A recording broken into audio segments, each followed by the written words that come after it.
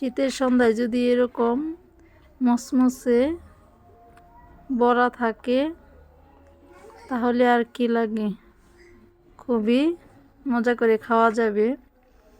এখানে আমি কি দিয়ে বড়াগুলি তৈরি করছি দেখেন।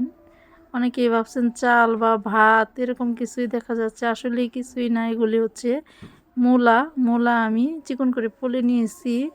আর এখানে আমি নিয়েছি মশলা, মরিচের গুঁড়া 1 চামচ, ধনিয়ার গুঁড়া, হলুদের গুঁড়া, জিরার গুঁড়া, আর নিয়েছি পেঁয়াজ কুচি। সব কিছু আমি দিয়ে এখন আমি মেখে নিচ্ছি। মেখে নিয়ে এখন আমি চালের গুঁড়া দিয়েছি অল্প করে, দিয়ে আমি এখন কিছুক্ষণ মেখে নেব। মেখে নিয়ে একটু ভালো করে মাখতে হবে, আটা আটা করে। এখন আমি দিয়ে দিব কাঁচামরিচ আর ধনিয়া কুচি দিয়ে ভালো করে আবারও মেখে নিব। আর দিয়ে দিব এখন বেসন চাউলের গুঁড়া, এটা যতটুক লাগে, মানে ব্যাটারটা বড়ার তৈরি করতে, বড়ার আকার হতে যতক্ষণ লাগে এতক্ষণ পর্যন্ত চালের গুঁড়া আর বেসন দিয়ে আমি ভালো করে মেখে নেব।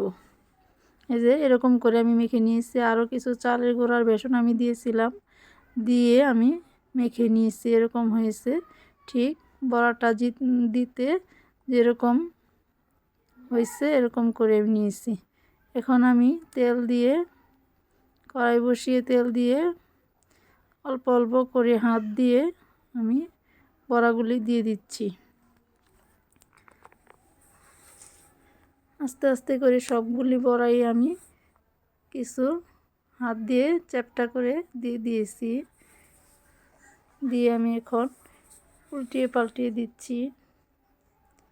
উল্টিয়ে পাল্টিয়ে আস্তে আস্তে উল্টিয়ে দিয়েছি। এখন আমি বড়াগুলি আমার হয়ে গেছে, নামিয়ে নিচ্ছি।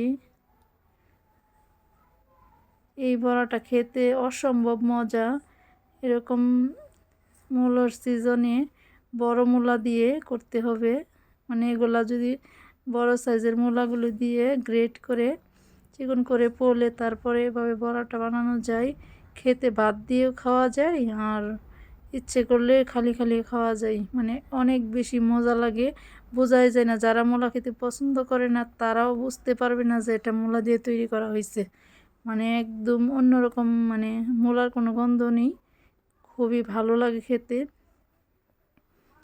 আমি প্রতি সিজনে, মূলার সিজন আসলে এরকম করে প্রতি বছরই মানে বানিয়ে খাই, খুবই ভালো লাগে।